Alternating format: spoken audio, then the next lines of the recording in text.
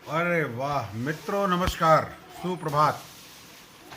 आज हम आपको अपनी एक कविता सुना रहे हैं, जिस कविता में प्रकृति, ज्ञान, विज्ञान और मानव व्यवहार पर बात की गई है।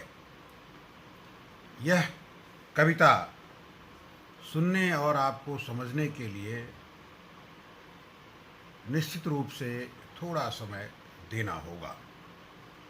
ठीक है, तो फिर से मैं आपका एक बार अभिनंदन करता हूँ, आमंत्रित करता हूँ और निवेदन करता हूँ कि आप मेरी कविता को सुने और उस पर विचार करें। तो मैं अपनी कविता शुरू करता हूँ। मेरी कविता इस प्रकार से है। ज्ञान विज्ञान का आविष्कार, ज्ञान विज्ञान का आविष्कार और अज्ञानता और अंधकार का प्रचार, और अज्ञानता और अंधकार का प्रचार किस किस को प्रभावित करता है, किस किस को प्रभावित करता है?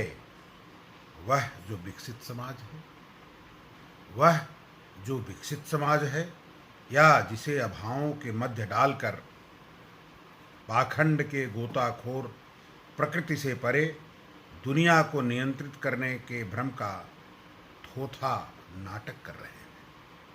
या वह जो विकसित समाज है, या जिसे अभावों के मध्य डालकर पाखंड के गोताखोर प्रकृति से परे दुनिया को नियंत्रित करने के भ्रम का थोथा नाटक कर रहे हैं।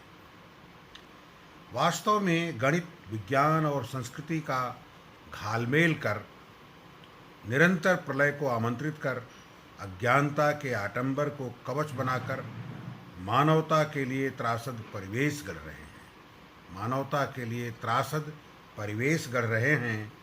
हम कैसा संसार गढ़ रहे हैं, हमने कैसा संसार गढ़ा है जो निरंतर हमारी प्रकृति को नियंत्रित करने का त्रासद विश्वास का व्यापार कर रहा है। त्रासद विश्वास का व्यापार कर रहा है। प्रकृति के विधान का सत्यापन, प्रकृति के विधान का सत्यापन मनु के मानवता विरोधी षड्यंत्रकारी आख्यान से पोषित करने का धार्मिक निदान रच रहा है। अवाम को हद से भी ज़्यादा पागल बनाकर जिस मिथ्या प्रलाप से गुणगान कर रहा है, यही तो है जो यह नया संधान कर रहा है। यही तो है जो यह नया संधान कर रहा है। प्रकृति के विधान का सत्यापन मनु के मानवता विरोधी षड्यंत्रकारी आख्यान से कर रहा है। मनु के मानवता विरोधी षड्यंत्रकारी आख्यान से पोषित करने का धार्मिक निदान रच रहा है। हमने कैसा संसार गढ़ा है जो निरंतर हमारी प्रकृति को नियंत्रित करने का त्रासद विश्वास का व्यापार कर रहा है।